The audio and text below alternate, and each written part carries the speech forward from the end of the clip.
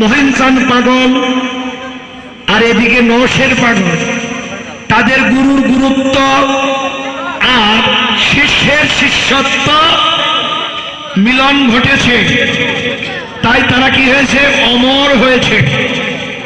তাই এ জগতে আমাদের প্রত্যেকেরই এমনটি করা উচিত, গুরুর গুরুত্ব ঠিক রাখতে হবে আর শিষ্যের শিষ্যত্ব ঠিক রাখতে হবে, এটি ভজনের কথা।